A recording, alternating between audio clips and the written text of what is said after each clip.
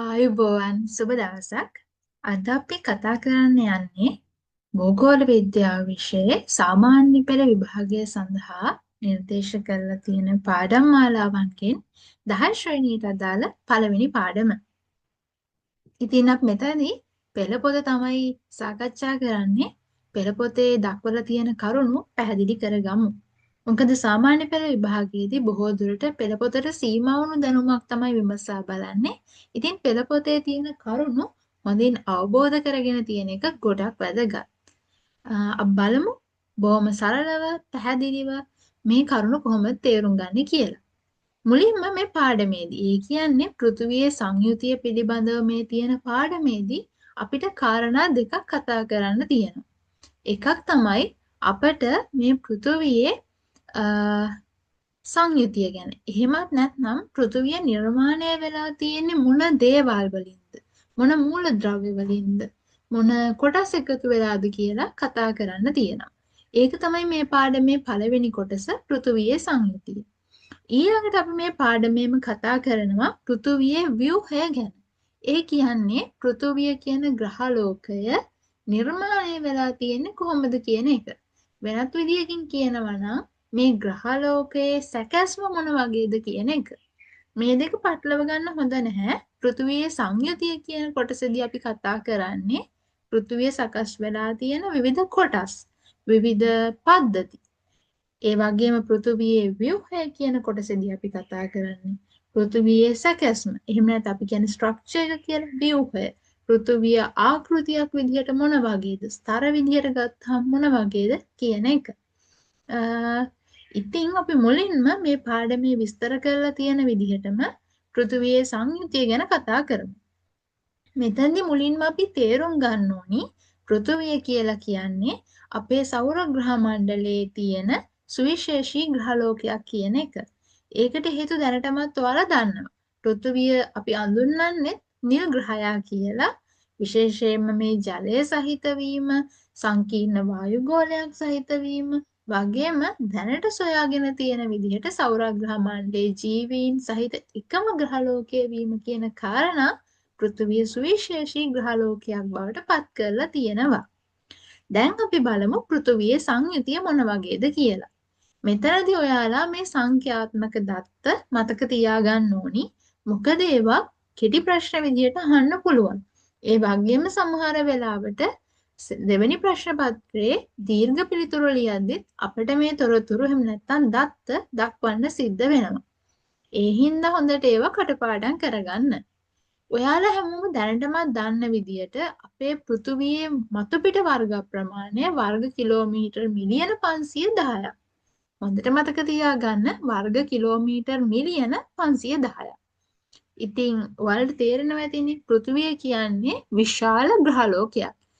ඒක සෞර ග්‍රහ මණ්ඩලයේ තියෙන අනිත් ග්‍රහලෝකයක ගත්තාම විශාල ග්‍රහලෝකයක් නෙමෙයි, මධ්‍ය ප්‍රමාණයේ ග්‍රහලෝකයක්. කුඩාම ග්‍රහලෝකයකුත් නෙමෙයි, මධ්‍ය ප්‍රමාණයේ ග්‍රහලෝකයක්. උදාහරණයකට අඟහරු බ්‍රහස්පති වගේ ග්‍රහලෝක අපට වඩා ගොඩක් විශාලයි.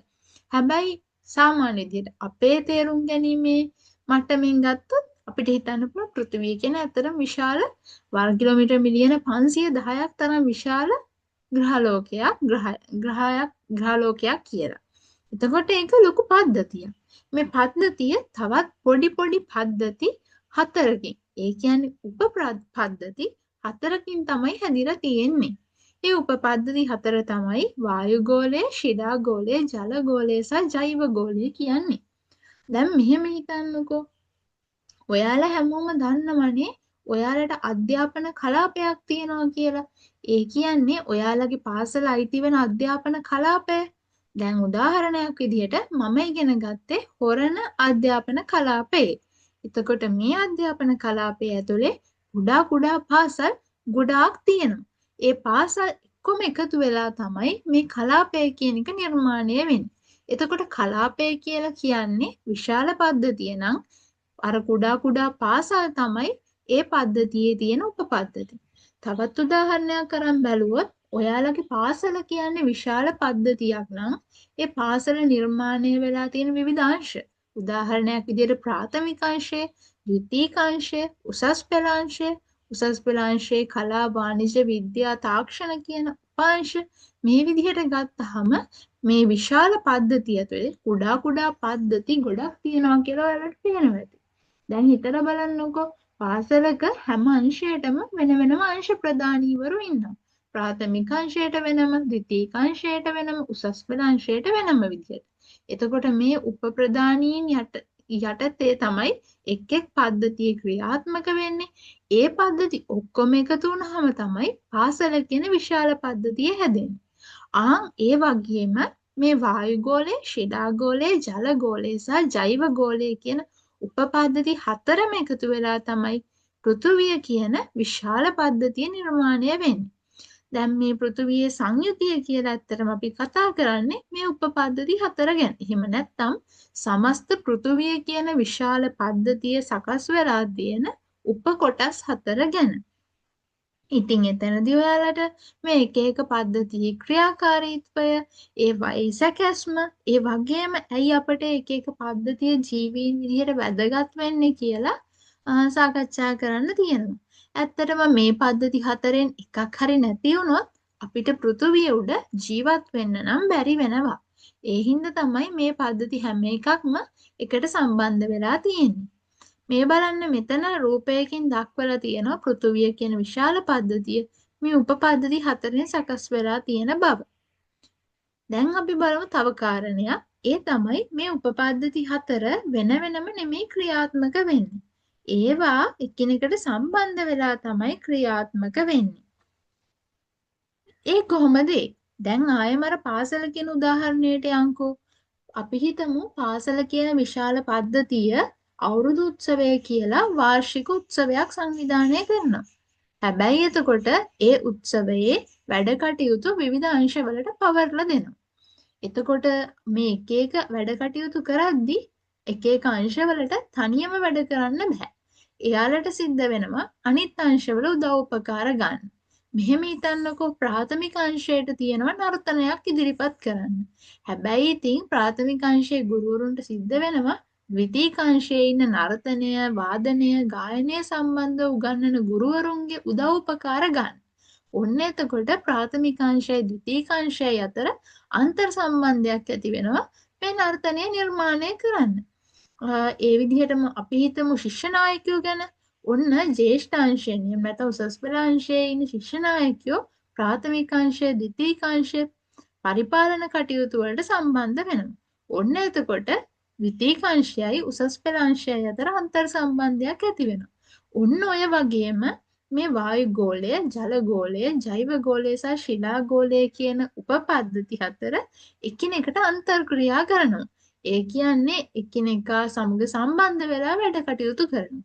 එහෙම නැතුව එයාලා තනි තනි පද්ධති විදිහට ඉන්නේ නැහැ. එහෙම තනි තනි පද්ධති විදිහට ඉඳියොත් පෘථුවිය මත පැවැත්මක් ඇති වෙන්නේ නැහැ. එහෙමත් නැත්නම් ජෛවගෝලය නිර්මාණය වෙන්නේ නැහැ. ජෛවගෝලය හැදිලා තියෙන්නේ මේ වායුගෝලය, ජලගෝලය, ශිලාගෝලය කියන පද්ධති තුනම එකිනෙකට සම්බන්ධ වෙලා. ඔන්න ඒ විදිහට මේ උපපද්ධති අතර තියෙන අන්තර්ක්‍රියාකාරීත්වය පැහැදිලි කරන උදාහරණයක් තමයි මේ දීලා තියෙන්නේ. ඇත්තටම මෙන්න මෙතනින් අපිට මෙහෙම සංගල වරහණක් දාලා ලියන්න පුළුවන් ජලගෝලය කියලා. මොකද මේ විස්තර කරලා තියෙන ක්‍රියාකාරකම් හතරම ජලගෝලයේ ප්‍රධාන සංසිද්ධි හතරක් තමයි විස්තර කරලා තියෙන්නේ.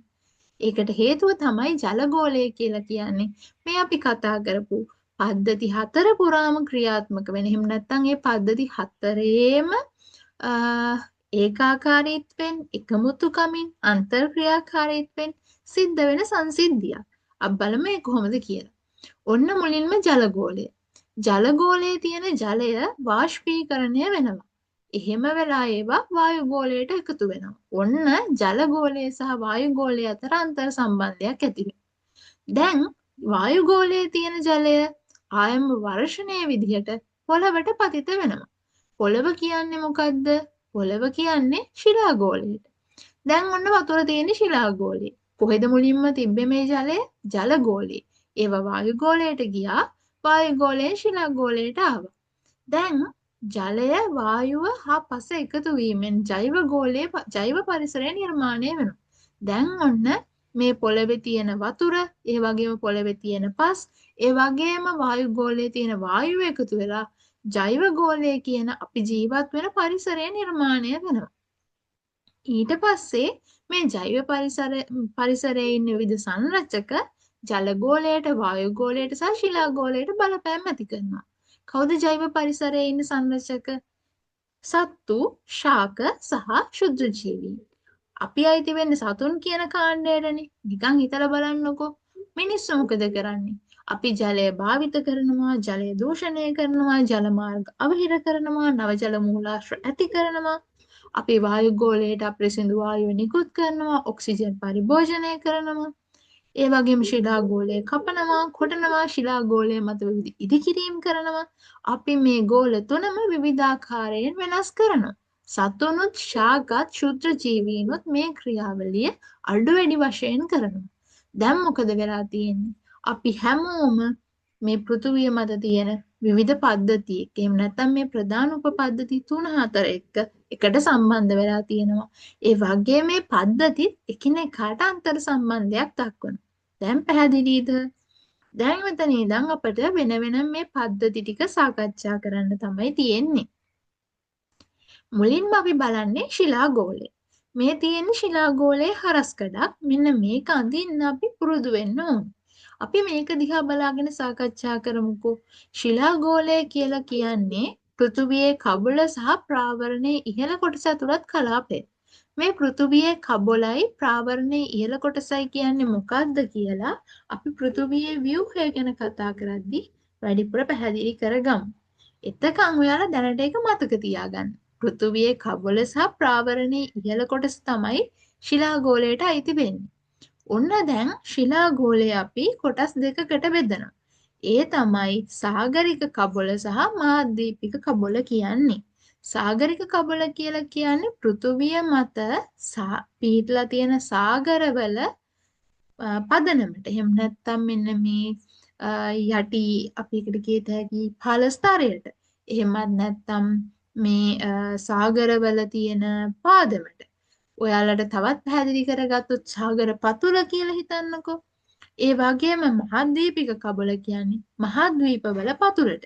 සාගර පිහිටලා තියෙන සාගරික කබල මත, මහද්වීප පිහිටලා තියෙන්නේ මහද්වීපික කබල මත. ඒ කබලට පහළින්, ඒ කියන්නේ සාගරික හෝ මහද්වීපික විදිහට අපි වෙන් කරලා තියෙන කබලට පහළින් ඉහළ ප්‍රාවරණය පිහිටනවා. ඉහළ ප්‍රාවරණයට පහළින් පහළ ප්‍රාවරණය පිහිටනවා. හැබැයි පහළ ප්‍රාවරණය ශිලා ගෝලයට අයිති වෙන්නේ නැහැ. මේ බලන්න ශිලා ගෝලයට අයිති වෙන්නේ ඉහළ ප්‍රාවරණය සහ මහද්වීපික කබලත් සාගරික කබලත් ඇතුළත් වෙන කබල කියන ස්තරය විතරයි. එතකොට මෙන්න මේ ශිලා ගෝලය ඇයි අපිට වැදගත් වෙන්නේ? මොකද ශිලා ගෝලය තමයි ජීවීන්ගේ වාස භූමිය. කවුද ජීවීන්? මිනිස්සු ඇතුළු විවිධ සතුන්, ඒ වගේම ක්ෂුද්‍ර ජීවීන් සහ ශාක. මේ ජීවී විශේෂ සෑම එකක්ම ජීවත් වෙන්නේ මේ ශිලා ගෝලය මත. ඒ වගේම ශිලා ගෝලය ජීවී වගේම අජීවී සම්පත් වලින් සමන්විත වෙනවා. දැන් ඔය ශාක, සතුන් සහ ක්ෂුද්‍ර ජීවීන් කියන්නේ මේ ශිලා ගෝලය මත තියෙන ජීවී ද්‍රව්‍ය. ඒ වගේම පාෂාණ, khනිජ ද්‍රව්‍ය ඒවා අයිති වෙන්නේ මේ ශිලා ගෝලය මත තියෙන අජීවී සම්පත් වලට. එතකොට මේ ජීවීන් අර අජීවී ද්‍රව්‍ය පාවිච්චි කරමින් තමයි ශිලා ගෝලය මත ජීවත් වෙන්නේ. දැන් විශේෂයෙන්ම මිනිස්සු ගත්තාම එයාලා මේ ශිලා ගෝලය විශාල වශයෙන් පරිභෝජනය කරනවා. එහෙම නැත්නම් භාවිත කරනවා. ප්‍රයෝජනයට ගන්නවා. ඒ ප්‍රයෝජනයට ගන්න ගමන්ම ශිලා ගෝලයට විවිධ වශයෙන් බලපෑම් ඇති කරනවා. ඒ බලපෑම් මොනවද කියලා අපි දැනගන්න ඕනි. ඒ වගේ මේ බලපෑම් අයහපත් නම් ඒවා අවම කරන්නේ කොහොමද කියලා දැනගන්න ඕනි. දැන් මේ වීඩියෝ එක රෙකෝඩ් කරන වෙලාව වෙති. එහෙම නැත්නම් 2025 12 වෙනි මාසේ 11 වෙනිදි අපි මෙන්න මේ කියන කාරණේ ගැන වැඩි අවධානයක් යොමු කරලා ඉන්නවා රටක් විදිහට. ඒකට හේතුව තමයි මීට දවස් ගානකට කලින් ලංකාව හරහා හමාගේ දිත්වා කියන සොලි කුණාටුව නිසා අපේ ඉහළ කඳුකරයට විශාල හානි සිද්ධ වුණා. ඒකට හේතුව තමයි අපේ ශිලාගෝලය මත තිබුණු පිහිටීම් අපි වෙනස් කරන්න ගියපු නිසා නායෑම් අනතුරු ඇති වෙච්ච එක.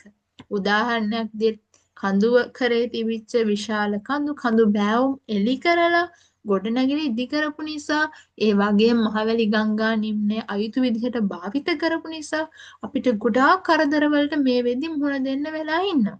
ඉතින් ඒ හින්දා රටක් විදිහට අපි මේ වෙලාවේ ශිලාගෝලයේ සම්පත් නිසි විදිහට ප්‍රයෝජනයට ගන්න එක සහ ඒ කෙරෙහි අපේ අයහපත් බලපෑම අඩු කරන එක ගැන සාකච්ඡා කරමින් තමයි ඉන්නේ. ඉතින් ඔයාලටත් මේක හොඳ අවස්ථාවක්. ආසන්නතම සාමාන්‍ය පෙළ විභාගයේදී මේ ගැන ප්‍රශ්නයක් ලියන්න ලැබුණොත් ඔයාලට පුළුවන් මේ වගේ සැබෑ ලෝකයේ අපිට අත්විඳින්න ලැබිච්ච උදාහරණ දාලා ඒ ප්‍රශ්නට උත්තරේ ලියන්න. ඒ වගේ මේක වැඩි ලකුණු ගන්න හොඳ අවස්ථාවක්. ඔන්න දැන් එහෙනම් අපි බලමු මොනවද මිනිස්සු ශිලාගෝලයට කරන බලපෑම කියලා.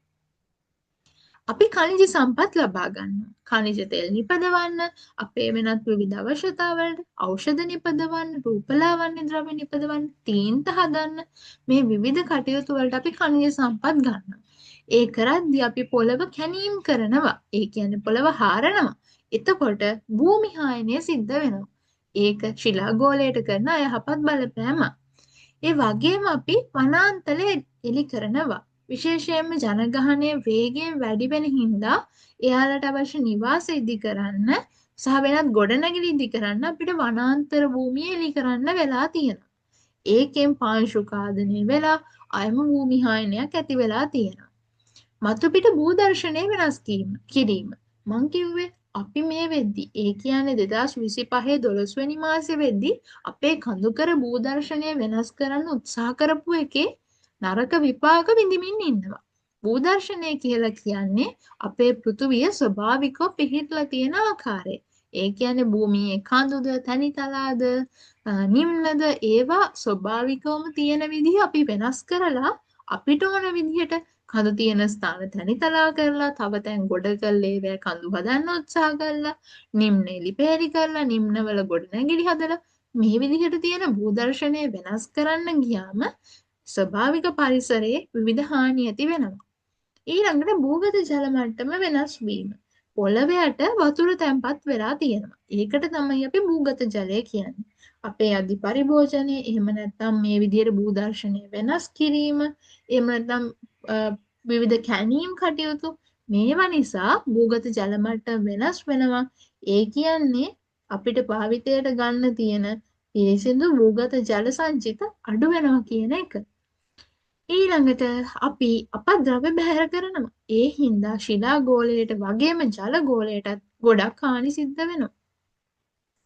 දැන් ඔන්න ඔය විදිහට අපි ශිලාගෝලය ගැන ශිලාගෝලයට අපි කරන බලපෑම ගැනත් අවබෝධ කරගත්තා. ඔයාලට විභාගයේදී මේ ශිලාගෝලය අඳින්න ඉගෙනගෙන තියෙන එක වැදගත්. මේක ඔයාලට හරස් කඩක් විදිහට. ඒ කියන්නේ මේ වගේ ත්‍රිමාන රූපයක් නෙමෙයි. නිකන් අපිට හරස් කඩක් පැතිබෙනුමක් විදිහට ඇඳත් ඇති. ඔයාලගේ ශිලාගෝලයේ ලක්ෂණ ගැන ප්‍රශ්න කළොත් මෙන්න මේ කොටස සාකච්ඡා කරලා තියෙන දේවල් ටික ලියුවාම ඇති. මේ කබොල්ල සහ ප්‍රාවරණය ගැන පෘථිවි ව්‍යුහය කොටසෙත් තවත් කතා කරන්න නිසා ඔයාලට එතනිනුත් කරුණු මේකට එකතු කරගන්න පුළුවන්. ඊළඟට මෙන්න මේ විදිහට ශිලාගෝලයට අපි කරන බලපෑම, අපි ශිලාගෝලයේ ප්‍රයෝජනෙට ගන්න විදිය, ශිලාගෝලය ආරක්ෂා කරන්න අපි කරන්න ඕනි දේවලුත් අවධානයට ගන්න. ඊළඟට අපිට කතා කරන්න තියෙන්නේ වායුගෝලය ගැන. වායුගෝලය කියලා කියන්නේ පෘථුවිය වටේ තියෙන විවිධ වායු වර්ග වලින් සමන්විත වෙච්ච තුනී ස්තරයට. ඒක විවිධ වායු වර්ග ගොඩකින් තමයි හැදිලා තියෙන්නේ. ඒ වගේම අපි බලමු ඒ වායු වර්ග මොනවද? ඒවා කොච්චර ප්‍රතිශතයක් මේ පෘථිවි වායුගෝලයේ තියෙනවද කියලා. තවත් වැදගත් කාරණයක් තමයි පෘථිවි වායුගෝලය පෘථිවි භූතලයේ ඉඳන් කිලෝමීටර් 120ක් විතර උඩට යනකම් විහිදෙනවා. එතනින් එහාට ඒ කියන්නේ කිලෝමීටර් 120ක් කියන සීමාවෙන් එහාට කිසිම වායු වර්ගයක් නැහැ. එහෙනම් අභ්‍යවකාශයේ තියෙන්නේ මොකද්ද? අභ්‍යවකාශයේ තියෙන්නේ රික්තකයක්. රික්තකය කියලා කියන්නේ ඔයාලට මේ වචනේ විද්‍යාව පාඩමේදී හම්බ වෙලා ඇති හිස් අවකාශයක් කියන එක. කිසිම වායුවක් නැති, කිසිම ජීවමය අජීවමය දෙයක් නැති හිස් අවකාශයක්. එතකොට මේ හිස් අවකාශයේ තමයි විවිධ ග්‍රහ වස්තුන් පාවෙන්නේ, විවිධ ග්‍රහ කොටස් උල්කාපාත කැබලි මේ දේවල් පාවෙන්නේ. ඒ වගේම අභ්‍යවකාශ යාන ගමන් කරන්නේ මේ දේවල් සිද්ධ වෙන්නේ මේ රික්තකයක් වෙච්ච අභ්‍යවකාශයේ. හැබැයි ඊට මෙහා භූතලයේ ඉඳන් කිලෝමීටර් 120ක් දුරට යනකම් වායුගෝලය පැතිරිලා තියෙනවා. හැබැයි හැමතැනම එකම වායු ඝනකමකින් නෙමෙයි. ඒ කියන්නේ ඔයාලා දැන් පෘථිවි භූතලයේ ඉඳන් කිලෝමීටර් 120ක් උඩට ගිහිල්ලා 119 හිටගෙන වායු පරිමාව බැනලා බැලුවොත් ඇත්තටම අර පෘථුවියේ කිට්ටුවෙම ඒ කියන්නේ මේ අපි ජීවත් වෙන හරිය අපි පොළවේ හිටගත්තාම අපිට දැනෙන වායුගෝලයේ තියෙන වායු ප්‍රමාණය ඒ වගේම අර ඉහළ අභ්‍යවකාශයේදී ඒ කියන්නේ කිලෝමීටර් 119ක් විතර ගියාම නැහැ. ඒකේ තේරුම තමයි මේ වායුගෝලය එන්න තුනී වෙනවා කියන එක. වායු පරිමාව අඩු වෙනවා කියන එක.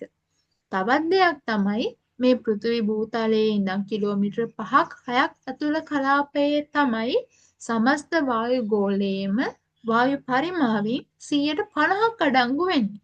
එතකොට ඉතුරු 115ෙම තියෙන්නේ ඉතුරු 150. ඒ කියන්නේ කිලෝමීටර් 5-6කින් පස්සේ පෘථිවි භූතලයේ ඉඳන් කිලෝමීටර් 5-6ක් උඩට ගියාට පස්සේ එතන ඉඳන් කිලෝමීටර් 115ක් විතර අවකාශය හරිම තුනී වායුගෝලයක් තමයි තියෙන්නේ.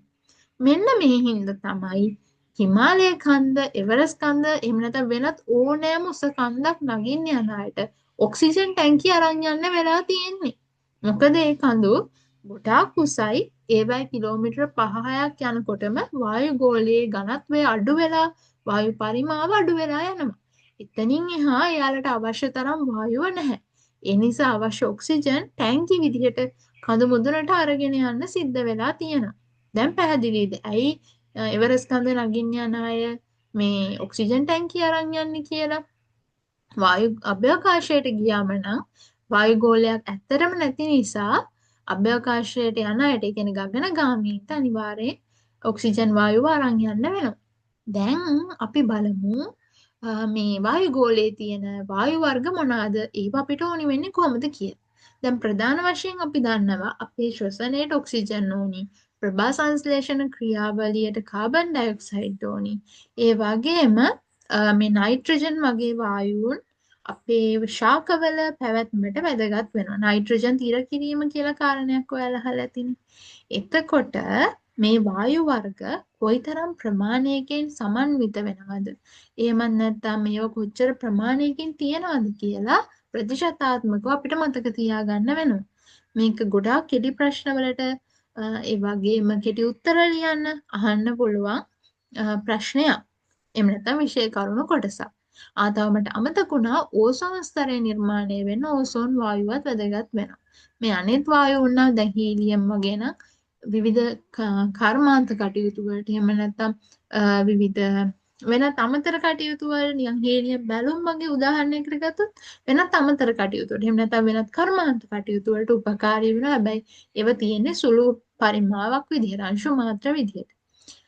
පෘථිවි වායුගෝලයෙන් වැඩි කොටසක් නිර්මාණය වෙලා තියෙන්නේ නයිට්‍රජන් වලින්.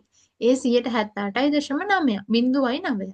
ඔක්සිජන් 20.9.5ක් තියෙනවා. ආගන් 0.9.3ක් තියෙනවා. කාබන් ඩයොක්සයිඩ් 0.0.3ක් තියෙනවා. මේ කාබන් ඩයොක්සයිඩ් ප්‍රතිශතය ඉහළ ගියාම ඒකෙන් පෘථිවි උෂ්ණත්වය වැඩි වෙනවා.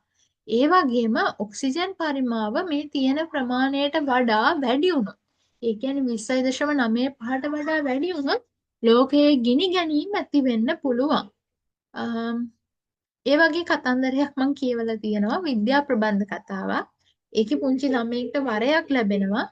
එයා ඊට කලින් අහලා තියෙනවා වායු දූෂණය ගැන. හැබැයි එයා හරියටම දැනන් ඉන්නේ. ඉතින් එයා වරේදී භූතයාගෙන් ඉල්ලනවා මේ මුළු ලෝකෙම තියෙන වායුගෝලය ඔක්සිජන් වලින් පුරවන්න කියලා. ඒ වරේ ඉෂ්ට වෙනවා. ඒත් එක්ක මුළු පෘථිවියම ගිනි ගන්නවා. ඇයි ඔක්සිජන් කියලා කියන්නේ? දහනය සඳහා අත්‍යවශ්‍ය වායුව. ඒ වගේ මෙතන නැහැ මීතේන් වගේ වගුරු වායුන් ඒවත් වැඩි වුණොත් මීතේන් වගේ වායුන් වැඩි වුණොත් හරිතාගාර ආචරණ ක්‍රියාවලිය ඇති වෙලා පෘථුවිය විනාශ වෙනවා. එහෙම නැත්නම් පෘථිවි උෂ්ණත්වය වැඩි වෙන්න පටන් ගන්නවා. ඒ හින්දා මේ පෘථුවියේ ස්වභාවික වායුගෝලීය සංයුතිය මේ විදිහටම පවත්වාගෙන යන්න අපි උත්සාහ කරන්නේ.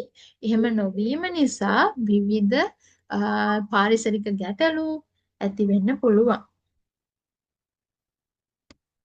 දැන් අපි බලමු මේ මෙතන මේ අර අපි කතා කරපු අගුරු වායුව ගැන තව විස්තර තියෙන ඔයාලට කියවලා බලන්න පුළුවන්. ඊළඟට අපි කතා කරමු වායුගෝලීය ව්‍යුහය ගැන. ඒ කියන්නේ වායුගෝලය හැදිලා තියෙන්නේ කොහොමද කියලා. ඒ කියන්නේ වායුගෝලය මොන විදිහටද නිර්මාණය වෙලා තියෙන්නේ. දැන් අපි කලින් කතා කරේ වායුගෝලීය සංයුතියනේ. ඒ කියන්නේ වායුගෝලයේ තියෙන වායු වර්ග මොනවද කියන එකනේ. හැදිලා තියෙන මූලික ද්‍රව්‍ය මොනවද කියන එකනේ. දැන් බලමු ඒක පෙළ ගැසිලා තියෙන්නේ කොහොමද කියන එක. එහෙම නැත්නම් වායුගෝලයේ නිර්මාණය වෙලා තියෙන ස්ට්‍රක්චර් එක, ව්‍යුහය මොන වගේද කියලා. අර පෘථුවිය කියන විශාල පද්ධතිය ප්‍රධාන උපපද්ධති 4කින් නිර්මාණය වෙලා තියෙනවා වගේ වායුගෝලය කියන විශාල පද්ධතිය ප්‍රධාන ගෝල 4කින් නිර්මාණය වෙලා තියෙනවා. ඒ තමයි පරිවර්තී ගෝලය, අපරිවර්තී ගෝලය, මෙසෝගෝලය සහ තාපගෝලය. මෙන්න මෙතනදී අපිට වචනයක් වැදගත් වෙනවා. ඒ තමයි උන්නතාංශය. උන්නතාංශය කියලා කියන්නේ පෘථුවියේ සිට ඉහළට ඇති උස. එහෙම නැත්නම් මුහුදු මට්ටමේ සිට. දැන් මේ පෘථුවිය ගත්තාම මේකේ මෙහිම ගොඩබිම් තියෙනවා. ඊට පස්සේ ඉතුරු කොටස සාගර. අපි මෙන්න මේ මුහුදු මට්ටමේ ඉඳලා මුහුදු ජල මට්ටමේ ඉඳලා ඉහළට ගත්තාම ඉහළට තියෙන උස තමයි උන්නතාංශය කියලා කියන්නේ. පෘථිවි වායුගෝලයේ ස්වභාවය තමයි මේ උන්නතාංශය වැඩි වෙන්න මේකේ උෂ්ණත්වය වෙනස් වෙනවා. උදාහරණයක් විදිහට සමහර මේ සමහර ස්තරවලදී කියන්නේ දැන් මේ අපේ උන්නතාංශය ටිකක් ඉහළට යද්දී එක සීමාවක් වෙනකන් මේකේ උෂ්ණත්වය පහළ බහිනවා. ටික ටික උෂ්ණත්වය අඩු වෙලා යනවා. ඊට පස්සේ ආයි අපි ඊළඟ උස මට්ටමට ගියාට පස්සේ ආය උෂ්ණත්වය වැඩි වෙනවා. ආය උෂ්ණත්වය අඩු වෙනවා. ආය උෂ්ණත්වය වැඩි වෙනවා. ඔන්න ඔය විදිහට මේ මුහුදු මට්ටමේ ඉඳන් වායුගෝලයේ ඉහළට තියෙන උස වෙනස් වෙද්දී එක එක සීමාවලදී වායුගෝලයේ උෂ්ණත්වය අඩු වෙනවා, වැඩි වෙනවා, අඩු වෙනවා, වැඩි වෙනවා. අන්න ඒ ක්‍රියාවලිය එහෙම නැත්නම් ඒ ලක්ෂණය පදනම් කරගෙන තමයි මේ වායුගෝලය කොටස් වලට එහෙම නැත්නම් ගෝලවලට බෙදලා තියෙන්නේ. එතකොට එතනදී පරිවර්තී ගෝලය තමයි පහළින්ම තියෙන්නේ. පරිවර්තී ගෝලයේදී තියෙන ලක්ෂණය තමයි උෂ්ණත්වය උසත් එක්ක ටික ටික අඩු වෙන එක. ඒ කියන්නේ ඉහළට යන්න උෂ්ණත්වය අඩු වෙනවා. වායුගෝලය සීතල වෙනවා. හැබැයි අපරිවර්තී ගෝලයේ පටන් අරගෙන ඒකේ ඉහළම මට්ටමට යද්දී ටික ටික ආයම උෂ්ණත්වය වැඩි වෙනවා. ඊළඟට මෙසෝ ගෝලයට යද්දී අපරිවර්තී ගෝලයේ තිබු උෂ්ණත්වය ආයම ක්‍රමිකව පහළ යනවා. තාප ගෝලයට යද්දී ආයම ඉහළ යනවා. මේ විදිහට ඉහළ පහළ යෑමක් නිසා තමයි මේ වායුගෝලය ස්තරවලට එහෙම නැත්නම් ගෝල හතරකට බෙදලා තියෙන්නේ. අපි බලමු දැන් මුලින්ම පරිවර්තී ගෝලය ගැන. මෙතන ඔයාලට මේ ගෝලවල ලක්ෂණ දක්වලා තියෙනවා.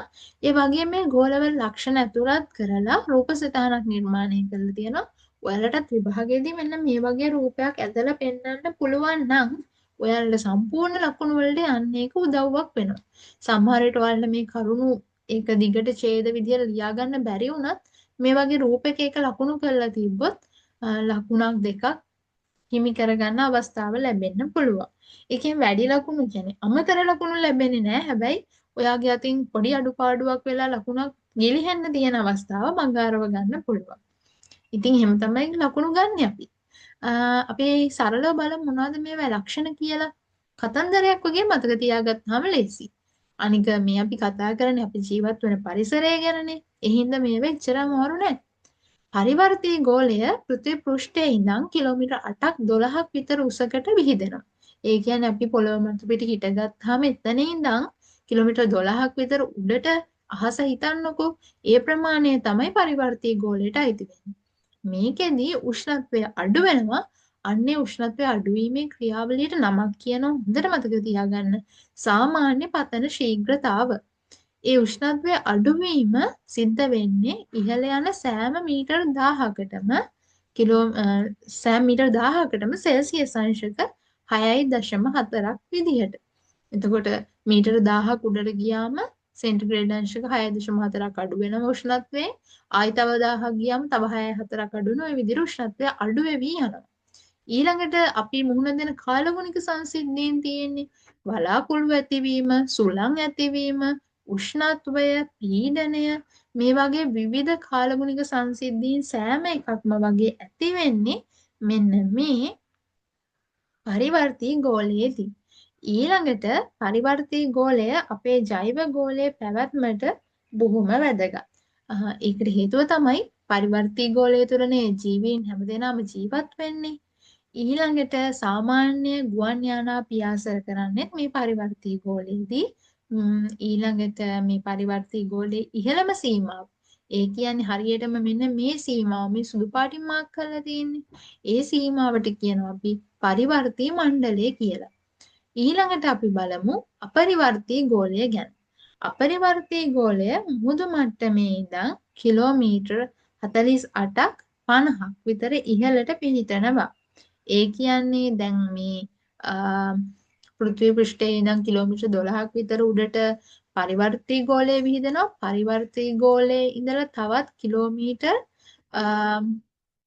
36ක් විතර ඉහළට මේ අපරිවර්තී ගෝලය විහිදෙනවා. එතකොට ඔයාලට තේරෙනවා පරිවර්තී ගෝලයට වඩා අපරිවර්තී ගෝලයේ උස මට්ටම එහෙම නැත්නම් ප්‍රමාණය වැඩි කියලා. අපරිවර්තී ගෝලයේදී පරිවර්තී ගෝලයේ සිද්ධ වෙන ක්‍රියාවලිය අනිත් පැත්ත වෙන්නේ. ඒ තමයි පරිවර්තී ගෝලයේදී ටික ටික ඉහළට යන්න උෂ්ණත්වය වැඩි වෙලා යනවා. එහෙම වෙන්න හේතුව තමයි ඕසෝන් ස්තරය. ඕසෝන් ස්තරය මේ කලාපයේ කිලෝමීටර් 20ක් 30ක් අතර. ඒ කියන්නේ ඉහළ මැද කලාපයේදී පිහිටලා තියෙනවා. ඕසෝන් ස්තරය හැදිලා තියෙන්නේ ඕසෝන් වායුවෙන්. ඕසෝන් ස්තරයේ තියෙන විශේෂත්වය තමයි පෘථුවියේ ඉඳලා එන සූර්ය විකිරණවල තියෙන පාරජම්බුල කියන කිරණ වර්ගය මේ ඕසෝන් ස්තරයෙන් අවශෝෂණය කරගෙන ඒවා පෘථුවිය මතට එන එක බලක්වනවා. හදිසියේ හරි ඕසෝන් ස්තරය නැති වෙලා පාරජම්බුල කිරණ පෘථුවියට ආවොත් පෘථුවිය මත ඉන්න ජීවීන්ට විවිධ පිළිකා ඇතිවීම, ආබාධ ඇතිවීම, සමපිලිස්සීම වගේ තත්ත්ව ඇති වෙලා පෘථුවිය ජීවත් වෙන්න නුසුදුසු තැනක් බවට පත් වෙනවා. හැබැයි මේ ඕසෝන් ස්තරය අපරිවර්තී ගෝලයට වඩා වෙනස්. අපරිවර්තී ගෝලය නම් තවත් කිලෝමීටර් 30ක් විතර ඉහළට. ඒ කියන්නේ මුහුදු මට්ටමේ ඉඳලා කිලෝමීටර් 80ක් විතර ඉහළට මේ මෙසෝගෝලය පිහිටලා තියෙනවා. මේ කලාපයේදී ආයම උෂ්ණත්වය අඩුවීමක් තමයි දැක ගන්න ලැබෙන්නේ. ඒක සෙල්සියස් අංශක 90ක් විතර පහළ අගයකට ගමන් කරනවා. ඒ නිසා මේ කලාපය ජීවීන්ට සුදුසු නැහැ, ජල වාෂ්ප නැහැ, දූවිලි නැහැ, වලාකුළු නැහැ, කාලගුණික ක්‍රියා සිද්ධ වෙන්නේ නැහැ. හැබැයි විද්‍යුත් තරංග ගමන් කිරීම ඇතුළු විද්‍යුත් ක්‍රියාවලීන් සිද්ධ වෙනවා. මෙසෝගෝලය ඉවර වෙනවා මෙසෝ මණ්ඩලයෙන්. ඒ කියන්නේ මෙන්න මේ සීමාවෙන්. එතනින් පස්සේ තියෙන්නේ තාපගෝලය. තාපගෝලය තමයි පෘථිවි වායු ගෝලයේ ඉහළම සීමාව. ඒ කියන්නේ කිලෝමීටර් 120ක් දක්වා මේ තාපගෝලය විහිදෙනවා. තාපගෝලයේ උෂ්ණත්වය තවදුරටත් ඉහළ යනවා. ඒ මධ්‍යහනයේදී සෙන්ටිග්‍රේඩ් අංශක 1100ක් දක්වා. ඒ වගේම රාත්‍රී කාලයේදී මේ උෂ්ණත්වය පහළ බහිනවා. ඒ නිසා හැබැයි ඒ පහළ බැස්සට ඒ අගය මෙසෝගෝලයේ අගයට වඩා වැඩි. ඒ කියන්නේ ඍණ 90ට වඩා වැඩි. ඒ හින්දා උෂ්ණත්වය තවදුරටත් වැඩි. හැබැයි රැට දවල්ට තරම් ප්‍රශ්නේ නැහැ. ඒ හින්දා මේ දවලුයි රැයි අතර, ඒ කියන්නේ දිවා රාත්‍රී උෂ්ණත්වාන්තරය ඉහළ මට්ටමක පවතිනවා. ආයම වායු පරිමාව අඩුයි සහ ඉතාම තුනී වායු නැති තරම් කිසිම කාලගුණික සංසිද්ධියක් සිද්ධ වෙන්නේ නැහැ. ජීවීනුත් නැහැ. ඉතින් තාප ගෝලයෙන් පෘථිවි වායු ගෝලය අවසන් වෙනවා. තව ඔයාලා මෙතනදී ඒ කියන්නේ මේ පාඩමේදී සාකච්ඡා කළා නැති වුණත් ඔයාලා අවධානය යොමු කරන්න ඕනි වායුගෝලය මිනිසුන්ට වැදගත් වෙන්නේ කොහොමද කියන එක සහ වායුගෝලය දූෂණය වෙන්නේ කොහොමද වායුගෝලය ආරක්ෂා කරගන්නේ කොහොමද කියන එක ගැන. වායුගෝලය නැත්තම් අපිට ජීවත් වෙන්න බැහැනේ. අපිට අවශ්‍ය ඔක්සිජන්, අපිට අවශ්‍ය කාබන් ඩයොක්සයිඩ්, අපිට අවශ්‍ය නයිට්‍රජන්, ඕසෝන් මේ වගේ වායුගෝලයේ පවතින නිසා තමයි ජීවය රැඳිලා තියෙන්නේ. හැබැයි අපි මේ වායුගෝලය විවිධ ආකාරයෙන් විනාශ කරනවා. ඒත් මේ වායුගෝලය රැකගන්න එක ගැන දැන් අපේ අවධානය යොමු වෙනවා. ඒ හින්දා මෙන්න මේ කරුණු තුන ගැනත් අවධානය යොමු කරන්න මේ වායුගෝලයේ සැකැස්ම ගැන කතා කරනවා වගේම. ඊළඟට ජල ගෝලය. ඔගොල්ලෝ දන්නවද පෘථිවිය මත ජලය ඝන කිලෝමීටර් මිලියන 1386ක් තියෙනවා කියලා? ඒ කියන්නේ පෘථිවියෙන් අතිවිශාල ප්‍රමාණයක් 171ක් අතිවිශාල ප්‍රමාණයක් මේ ජලයෙන් වැසිලා තියෙනවා. ඒ කියන්නේ 171ක ප්‍රමාණයක්. ඒතකොට මේ සමස්ත ජලස්කන්ධයම ජල ගෝලයට අයිති වෙනවා. මම ජලයේ වැදගත්කම ගැන පැහැදිලි කරන්න ඕනේ නැහැ. මම හිතන්නේ ඔයාලා ප්‍රාථමික පන්තිවල ඉඳලම ජලය අපිට කොච්චර ප්‍රයෝජනවත්ද කියලා දන්නවා. ඒ වගේම ජලය දූෂණය වෙන විදිහ සහ ජලය සංරක්ෂණය කරන්න ගන්න පුළුවන් ක්‍රියාමාර්ග ගැනත් ඔයාලා දන්නවා. දැන් අපි බලමු තවත් අපිට වැදගත් වෙන කොටසක්. ඒ තමයි ජලයේ ව්‍යාප්තිය. තව විදිහකින් කියනවා නම් මේ මහා විශාල ජලස්කන්ධය කොයි විදිහටද පෘථිවිය මත පවතින්නේ කියන එක. එතරම්දි මෙන්න මේ ප්‍රතිශතාගයන් ආයම අපිට වැදගත් වෙනවා. අපි දන්නවා පෘථිවියේ වැඩි හරියක් තියෙන සාගර ජලය ඒ 97.5. ගොඩබිම මිරිදිය ජලය 2.5ක් තියෙනවා. ඒ මිරිදිය ජලයෙන් 79ක් තියෙන්නේ අයිස්. තව 20ක් භූගත ජලය විදිහට තියෙනවා. ඊට අමතරව අපිට භාවිතයට ගන්න පුළුවන් විදිහට පිරිසිදුව මේ ගංගාවල පොකුණු වල ඇලවල් වල තියෙන 100%යි. ඒ 100%කින් 152ක් විල් 138ක් පසය තුලේ සහ ජල වාෂ්ප ජීවී ශරීරවල සහ ගංගාවල තවත් සුළු ප්‍රතිශත විදිහට ජලය ගබඩා වෙලා තියෙනවා. තවත් විදිහකින් කියනවා නම් මේ තියෙන්නේ පෘථුවිය මත ජලය ගබඩා වෙලා තියෙන විවිධ ආකාර. එතකොට අපිට ඇත්තටම පාවිච්චියට ගන්න පුළුවන් ජලය තියෙන්නේ සමස්ත ජල ප්‍රතිශතයෙන් 100%යි. ඒ කියන්නේ හරිම පොඩ්ඩයි. ඒ හින්දා තමයි අපි ජලගෝලය පරිස්සම් කරගන්න ඕනි කියලා මේ තරම් කතා කරන්නේ. ඉතින් මෙතනදී ඔයාලා ඒ ගැන අවධානය යොමු කරන්න සහ ඒවට ඇත්ත උදාහරණ ලෝකයේ ජල දූෂණයේ අධිකම නගර, ඒ විදිහට දූෂණය වුණු ගංගා, ඒ වගේ ජලාශ පිළිබඳව තොරතුරු ටිකක් හොයලා බලන්න. දැන් ඔයාලට තාක්ෂණයේ තියෙන නිසා හරිම ලේසියෙන් තප්පර ගානකින් මේ තොරතුරු හොයාගන්න පුළුවන්. ඊළඟට අපි බලමු ජල චක්‍රය ගැන. අපි මෙන්න මේ රූප සටහනට ගිහින් ඒක කතා කරමු. ජල චක්‍රයත් ඔයාලට අඳින්න හැකියාව තියෙන්න ඕනි. මොකද විභාගයේදී අපිට ජල චක්‍රය විස්තර කරන්න ආවොත් එහෙම නැත්නම් ජල චක්‍රයේ කොටස් පැහැදිලි කරන්න ආවොත් අපිට ඒක පුළුවන් වෙන්න ඕනි නිසා ජල චක්‍රය කියන්නේ ජලය මේ පෘථිවිය නිර්මාණය වෙලා තියෙන විවිධ උපපද්ධති අතර ගමන් කිරීමේ ක්‍රියාවලියට. අපි දන්නවා ජලය තියෙන්නේ පෘථිවිය මත වගේම සාගරය මත තියෙන විවිධ ජල ගබඩාවල. ඒ විදිහට තියෙන ජලය වාෂ්පීකරණ උත්සේදන ක්‍රියාවලියෙන් වායුගෝලයට ඇතුල් වෙලා වලාකුළු බවට පත් වෙනවා. ඒ වලාකුළු වැහි වලාකුළු බවට පත් වුණාට පස්සේ වර්ෂණයෙන් නැවත ඒවා ශිලාගෝලයට එකතු වෙනවා. සමහර ජලය කාන්දු වෙලා ශිලාගෝලයේ අභ්‍යන්තරයේ තැන්පත් වෙනවා. ඒ භූගත ජලයේ විදිහට. තවත් ජලයේ කොටසක් මතු පිට ගලා යාමට ලක් වෙලා නැවතත් ජල ගෝලයට එකතු වෙනවා.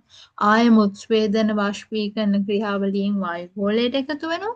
ආයම වැහි වලාකුළු හැදෙනවා. වර්ෂණයෙන් ශිලා ගෝලයට සහ ජල ගෝලයට එකතු වෙනවා.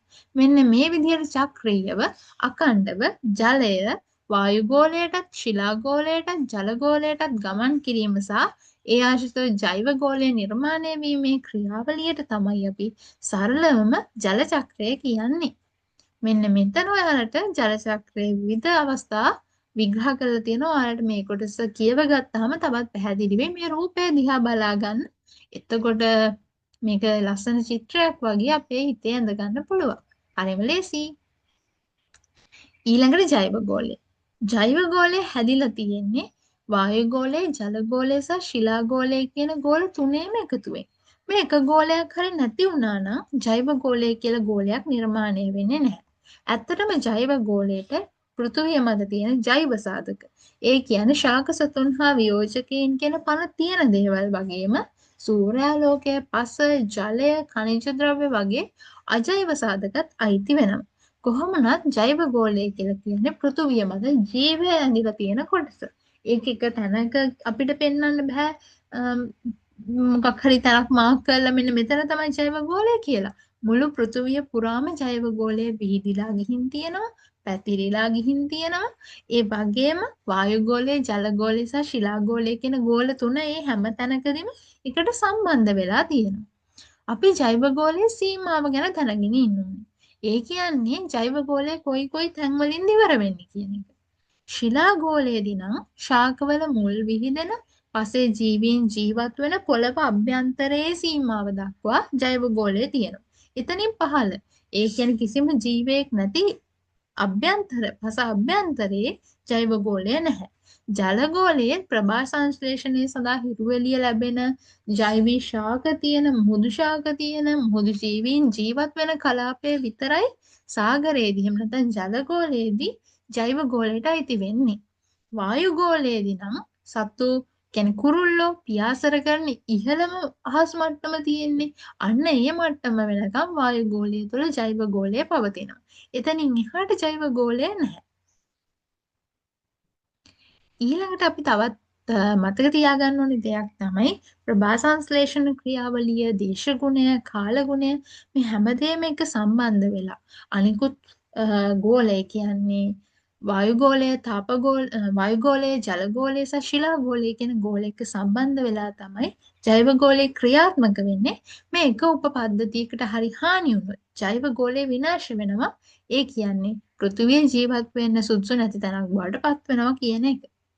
දැන් ඔන්න ඔය විදිහට අපි කතා කරලා ඉවර කළේ පෘථුවියේ සංයුතිය. ඒ කියන්නේ පෘථුවිය නිර්මාණය වෙලා තියෙන්නේ කොහොමද? පෘථුවිය නිර්මාණය වෙලා තියෙන විවිධ ගෝල එහෙම නැත්නම් උපපද්ධති මොනවද කියන එක.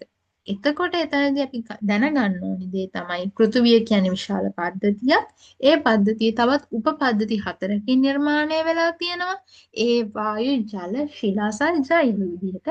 ඒ ගෝල අතර එහෙම නැත්නම් ඒ පද්ධතිය අතර අන්තර් සම්බන්ධයක් තියෙනවා. ඒ අන්තර් සම්බන්ධය නිසා තමයි පෘථුවිය මත ජීවය පවතින්නේ කියලා. මේ එක පද්ධතියකට හරි හානි වුණොත් අර විශාල පද්ධතියම කඩාගෙන වැටෙන්නත් පුළුවන් කියලා අපි මතක තියාගන්න ඕනේ. ඊළඟට මේ පාඩමේ අපිට කතා කරන්න තියෙන පෘථුවියේ ව්‍යුහය ගැන. අපි ඒ ගැන වෙනම වීඩියෝ එකකින් කතා කරමු. එහෙනම් අදට මේ වීඩියෝ එක ඉවර කරන්නම්. අපි පෘථුවියේ ව්‍යුහය පිළිබඳ ඊළඟ භූගෝල විද්‍යා පාඩමෙන් ඉක්මනින්ම හම්බ වෙමු.